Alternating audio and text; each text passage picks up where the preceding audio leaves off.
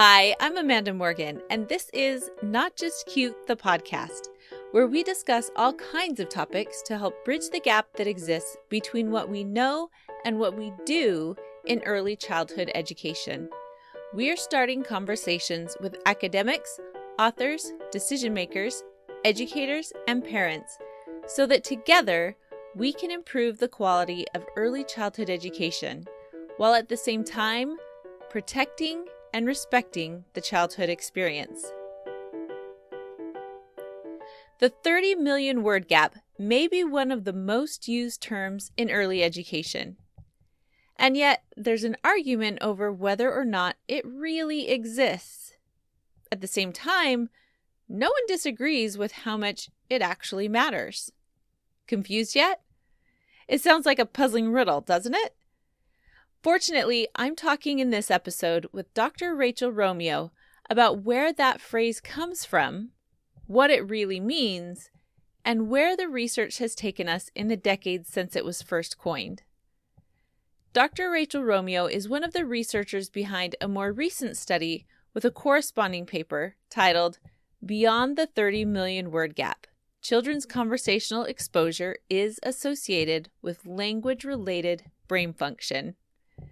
She's sharing why brain growth and language development rely on factors that go beyond simple word counts, and how the famous phrase has come to be a placeholder for something much more important. Before we jump in, a quick reminder that this is a fantastic time to prepare your Why We Play letters for next year.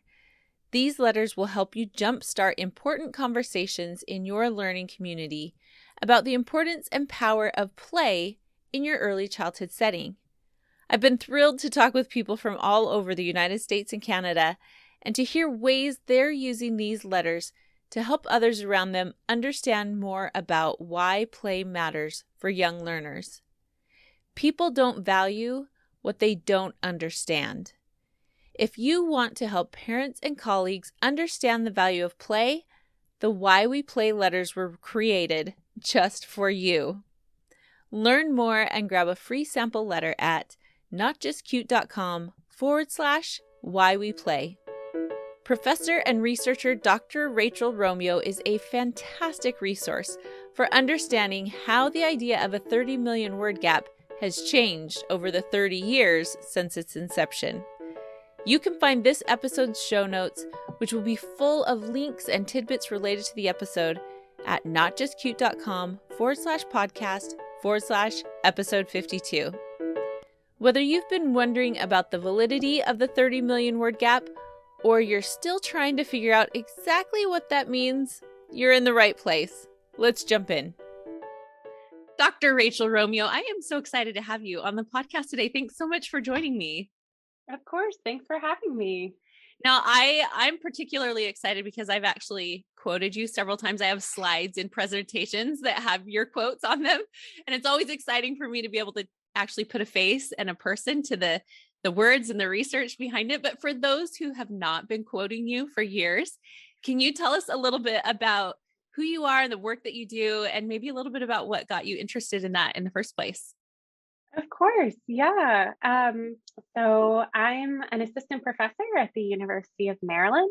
I'm intersectional across 3 departments: human development, neuroscience, and speech and hearing. And that's because my work is cross-disciplinary. I do research on how children's early environments and early experiences relate to brain and cognitive development, with a specific focus on language and literacy. And that's because I have a background as a speech language pathologist. So I was working in schools, mostly high poverty schools, Title I schools. And I'd always been interested in language and literacy and language development and cognitive development. But I was immediately struck by the disparities in the children that come to me. And so while I was in high poverty schools, a lot of my friends and colleagues from graduate school were in much more affluent, wealthier schools. And I felt like we had different jobs sometimes. And so that got me super interested in trying to understand how children's early experiences really relate to development. Led me down the research route, the neuroscience route, and many years later, here I am.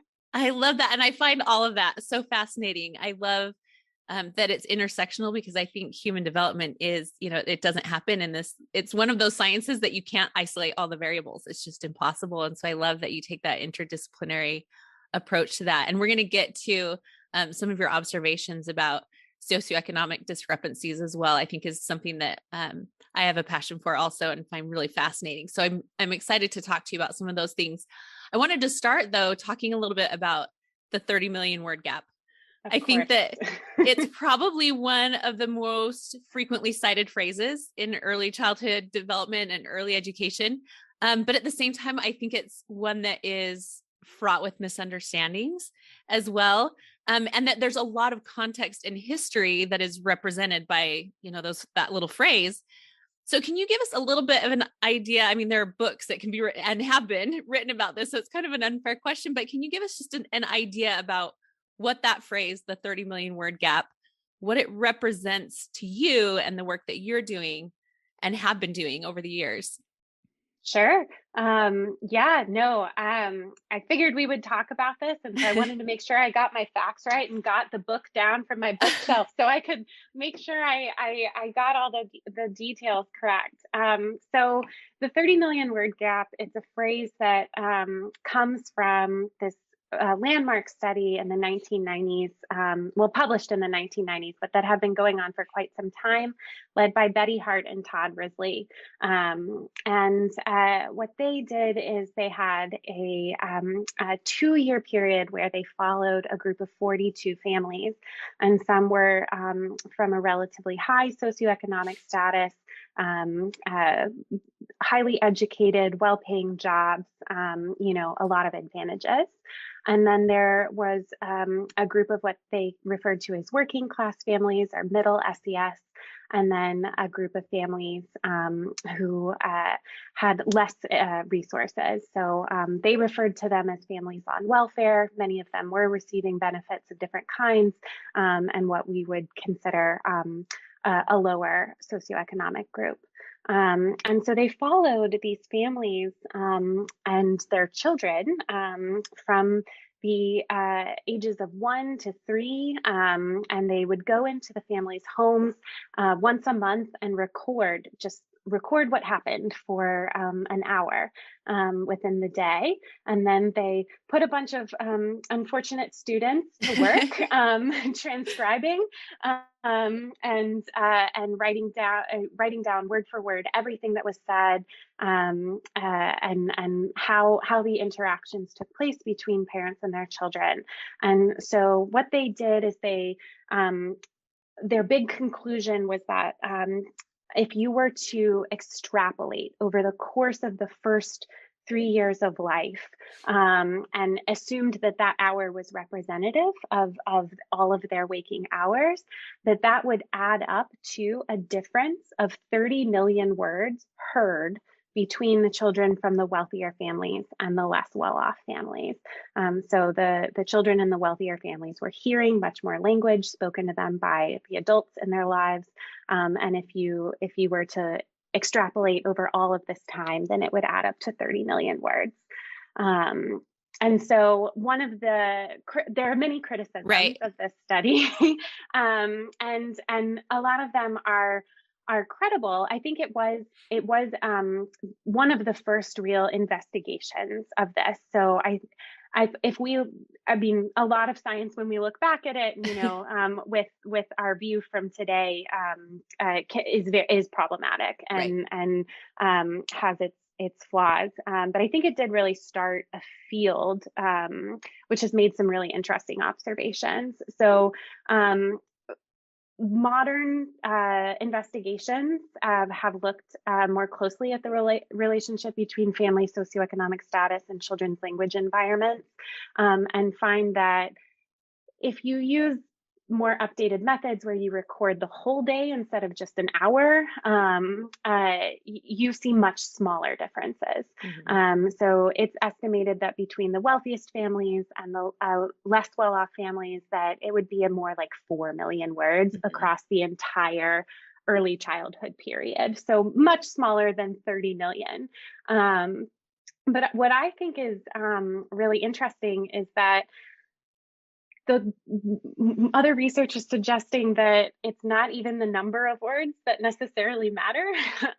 Yes, we see these differences, but if you look at what really predicts children's language development, it's not how many words they hear, but more of the qualitative pieces of their interactions with adults. And I think that's what's so fascinating. I think it's really important for educators to understand that phrase, know what it means when people say 30 million words. And at the same time, like you said, there are a lot of challenges, a lot of misunderstandings. But I worry sometimes on the flip side, on the one hand, there are people who aren't familiar with it, what the phrase means.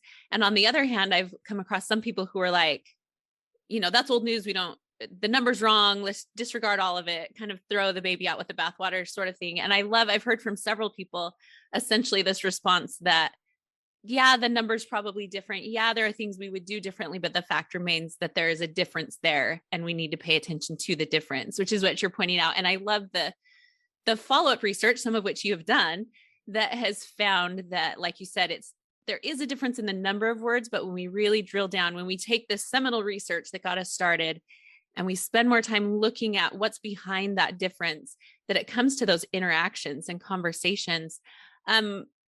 And how important those things are. So can you tell a little bit about how you've been able to connect some of that research from 30 plus years ago, where they really were just taking, like you said, literal recorders. When we talk about recording speech, they literally had tape recorders and stopwatches and clipboards versus the tools that we have now. So have you taken that research that started this conversation and the research that you've done in the last several years to make connections from that initial research to actual things going on in the brain? Can you tell us a little bit about that? Yeah, of course. I'm fortunate that I didn't have to do 10 years of transcription work. So I and many other researchers these days use a recording technology called 𝐅𝐫𝐞𝐞, and it's a small recorder about the size of the palm of your hand. It fits inside of a shirt pocket that children wear, and so it goes where the child goes and records their day, a full day, up to 16 hours from their perspective. And then when you take the recorder at the end of the day, plug it into your computer, it crunches the numbers, and based on the audio, it estimates a few things about the child's environment. So it estimates how many words the child heard spoken by an adult in the near vicinity, how many times the child themselves spoke, how many times they vocalized, and then how many back and forth conversational turns that occur between an adult and the child wearing the recorder. And so they count a conversational turn anytime either an adult speaks and the child responds, or vice versa. So you get an idea of this interactiveness with that measure. And so what I did several years ago was try and see if those measures related to children's brain development as it relates to language and literacy. So I had some children wear the recorders, children from a lot of different socioeconomic backgrounds wear the recorders for a couple of days and get those numbers. And then I also had them do a brain scan in an MRI, so a functional magnetic resonance imaging, or fMRI. It's the same machine that if you broke your arm and you have to go get a scan done, we just use it to look at the brain. And we can look at, which parts of the brain are active when you're doing any sort of task. And so we had children just listen to stories and process the language and attend to it. And what we found is that the number of words that children heard didn't seem to be related to their brain functioning as it related to language. But instead, the amount of those back and forth conversational turns were strongly related to how their brain processed language. And so the kids who had more conversational turns showed more brain activity when they were processing language. And that was a much stronger effect than socioeconomic status. So we see that no matter whether the children are from wealthy families or less well-off families, we see that these interactive relationships really did matter for their language processing. And then we saw that also bear out in their scores on language assessments. And then we did some statistics to suggest that this brain measure really does seem to relate children's language experience, these conversational turns, to how they develop language. I just think it would be so fascinating for Hart and Ridley, who have both passed on now, if they, 30 plus years ago could see the work that has come from their work, right? Like from them going from stopwatches and clipboards to you with this fMRI machine and all this amazing technology that we've been able to add to the work. And I think it's also important to see, like with any research, it grows, right? That we build upon foundations and grow and change. And I think that's one of the important differences, is that it shows the work that you've done shows that shift from, in fact, I think it's one of the quotes that I used from you, essentially says, if you only pay attention to that seminal research, the first research, you have people who are just pouring words into babies and children and just saying lots of words, read the dictionary, read the phone book, put them in front of screens, just let them hear a lot of words. And what your research and the research of others has shown is that it's not just hearing words. Children hear more words when they're engaged in more conversations. And so that volume of words was really just another marker of conversations and interactions, and that's really where we want to put our emphasis. So why do you think it is that these interactions and conversations are such strong drivers of development? What's the mechanism there? Yeah, it's something that a lot of us are still working on. Right. But so there's a good amount of work from other folks, not necessarily using the same technology, but using a variety of different approaches that suggest that humans are a social species. We evolved to work together and interact with each other, communicate with each other. That's how we have survived as long as we have. And so children really learn through social interaction.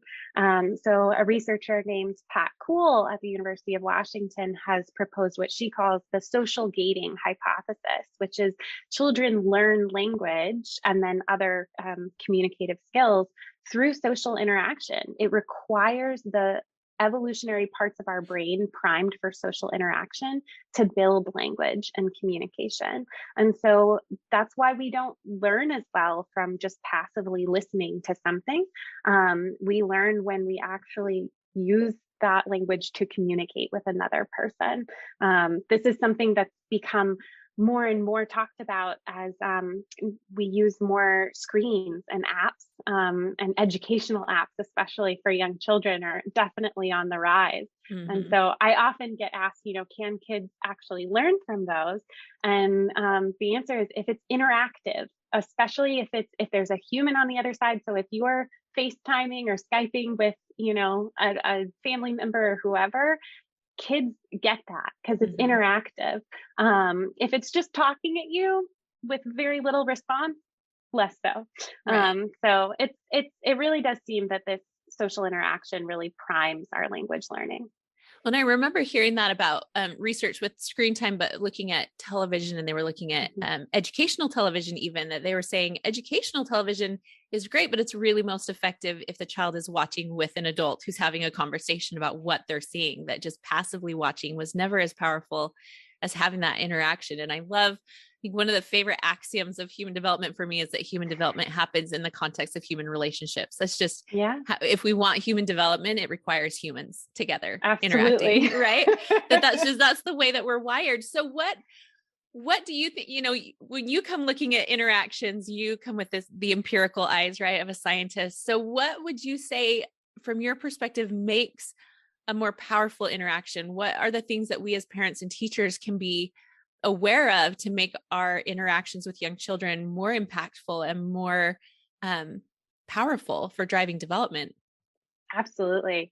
I mean, so perhaps one of the things that may be less intuitive, but is just to listen and tune in to the children. And so we often think about so much about, especially with, thinking about 30 million words, what we present to the children, the words we say to them, and the input they receive. But what really makes for a really powerful interaction that children learn from is when you tune into them, and talk about what they're interested in. So, especially when children are very young. So, when in infancy, follow the child's attention, follow their lead. What are they interested in playing with? It doesn't mean you can never redirect them. Obviously, we have to redirect for any number of reasons. But when possible, that's what their attention is on. And so they're more likely to learn about that thing, or that concept, or that person, if we tune into what they're interested in. And then that it scales with age. So depending on the age of the child you're thinking of, the strength of the interaction will change. So a colleague of mine who research I love, Meredith Rowe, has developed this model of how the types of interactions that build children's learning are different across development. And so, when in infancy, when we've got little babies, you can have interactions before they even speak, right? You can make faces back and forth at each other, take turns cooing and making raspberries and things like that. And then as they get older, then you can have those, short sentences back and forth, repeat the words that they've said, and use it in a sentence. And so on and so forth. And then as they get into the preschool age, then you can start talking about things that are more abstract.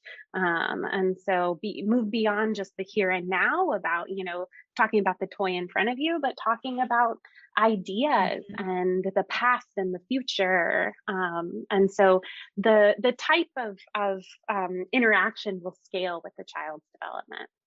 I mean, I love that perspective that as it scales, it's being responsive to where they are developmentally, right? And as they get older, I know in those preschool years, getting them to think out loud is such a driver and such an impactful thing in educational and home environments. I'm curious if you've found, along with those developmental differences, is there any kind of a cultural difference? I know that communication, is very cultural, that there are different social norms for communication. And so I'm curious if these parent-child or caregiver-child interactions, if there's any variation that you've found or any research you're aware of about cultural context with that. Oh, for sure. Yeah, this is a really ripe area of research right now, because for so many years, our research in psychology and human development has been very what we call WEIRD, and that's an acronym standing for Western educated, industrialized, rich, and democratic countries. And so much of our knowledge of psychology and human development is based on people from these quote unquote weird societies. And so there is a really strong push to try and understand what are actual human universals versus what is context dependent. And there are so many different ways that folks communicate, and there are so many different ways that folks raise children too.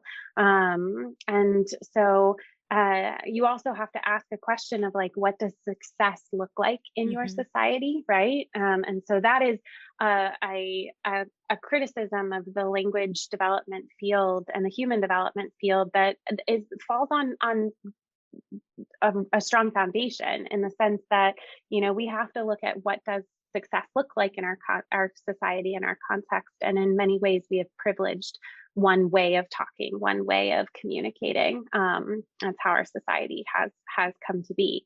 And so I think we're starting to dig into more of these cultural differences.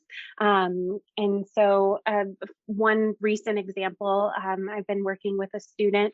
We've been working with this corpus of parents and children communicating. And she became very interested in when people interrupt each other. So when parents and children interrupt each other, and thought, oh, that's got to be negative for development, right?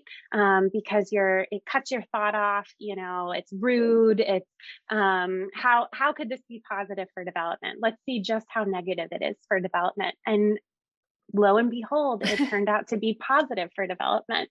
And so we had to completely reframe our thought about it and think about how, well, in, many cultures, that's, a sign of engagement. It's a sign of showing I'm listening to you, I'm engaged with what you're saying. Now, not always, but, right.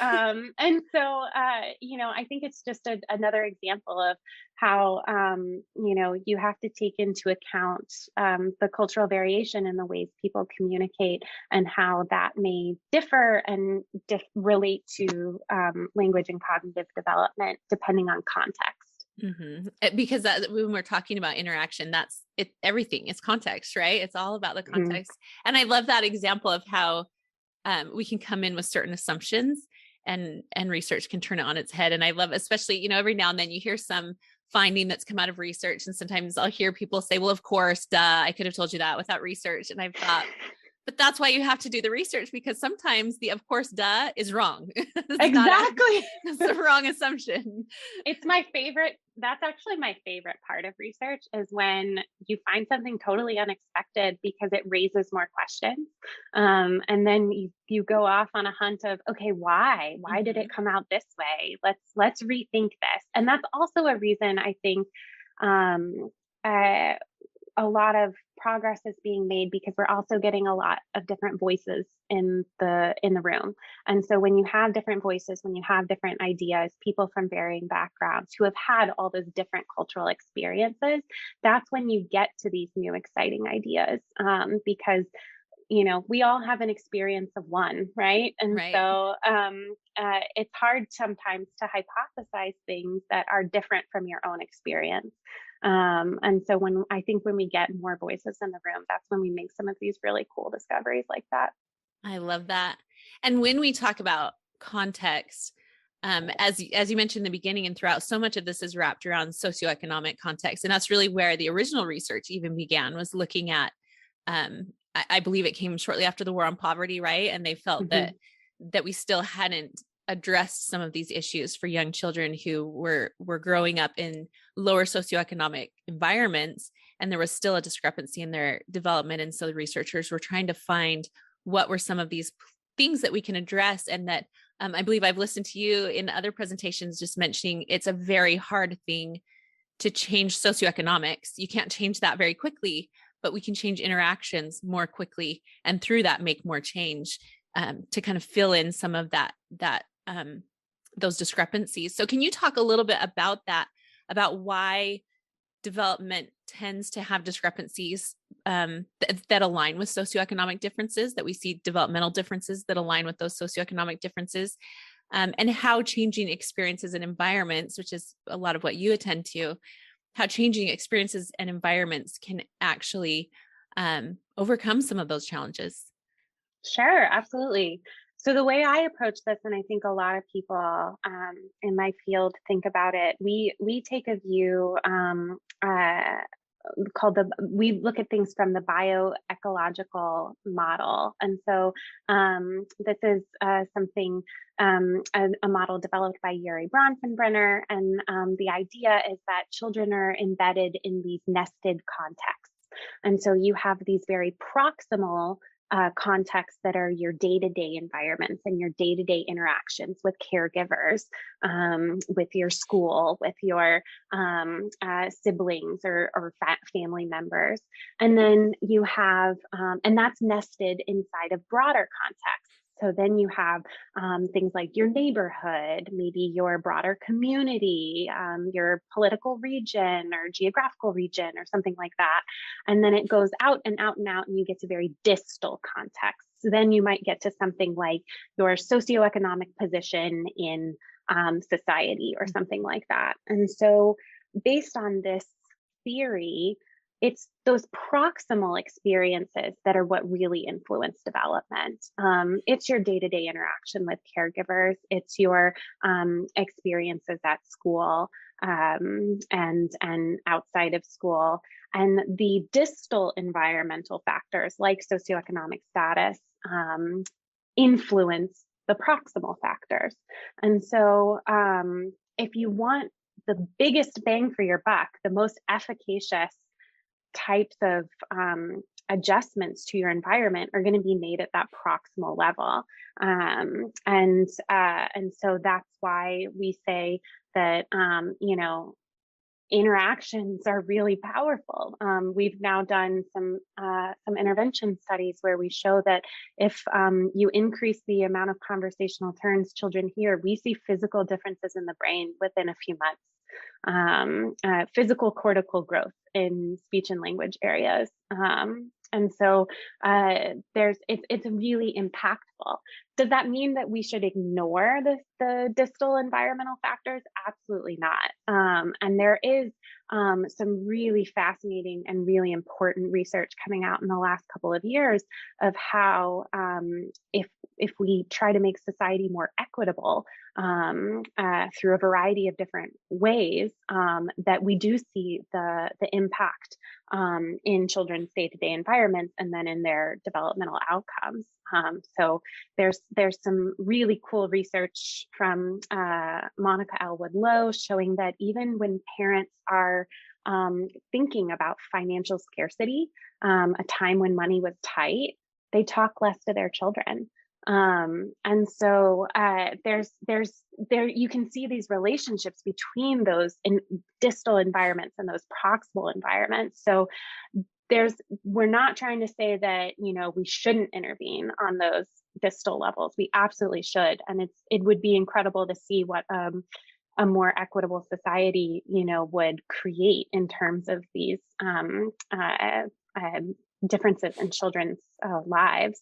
But at the same time, if you want effects that are more immediate and perhaps larger, then that is often seen when you intervene at the very local level. And I think that's all fascinating how it's all interrelated, right? The proximal and the distal, they affect one another. But I think it's so encouraging for people who are in the classroom or in their homes to be able to, sometimes we look only at the distal, which those larger things sometimes are the bigger categories that we hear more about. They're easier to measure, to, throw up a graphic or whatever and put people in these very large groups. And I think that can sometimes start to feel disempowering that, how can I overcome this huge thing for my child or these children that I'm working with? But then when we realize that there is power there, if we could change that, but when that feels like a slower project, a slower thing to move, that we can look at those proximal factors, that we can look at what's right in front of us, those simple everyday interactions, and realize that there is great power in those everyday interactions that we have in the classroom, in our homes. And that while we work on the distal, that we can today, and like you mentioned, in a matter of, did you say it was 1 month, a few months? Just a couple of months. Yeah. That you can see big changes in simple changes that you can make on the short term while we work on larger things as well. I think that's really empowering to realize that when you feel like you can't change those big things, that those little changes really do matter, that they really are impactful. And there's no reason we can't work on both. Right. Exactly. They're not exclusive. Absolutely. Now, I'm curious, as you mentioned that those changes, those physical changes in the brain that happen because of these richer interactions. I noticed in some of your research that you mentioned that it's not just in language, that it doesn't just change language factors, things that you can measure about language, but that it also changes things like executive functioning and reasoning. And I found that really interesting that, as you come out, we're talking about language and interaction and talking. So why do you think it impacts more than just the language aspects of development? Yeah, this is actually my newest line of research is really trying to understand how early language development and early interaction that is largely language based promotes not just language, but a lot of different cognitive skills. And of course, I'm biased because I'm a language person. So I'm always going to tell you language is super important and the coolest thing ever, because it is. It is. Uh, but there's increasing research to suggest that early language development really provides a foundation for a lot of other cognitive skills. And so we've seen in a couple studies now that children's early language development really provides the foundation and a bedrock for their executive functioning skills. And so these are the critical things like self-control and inhibition, working memory, cognitive flexibility. These are the skills that really support children's success in school, especially in those early years.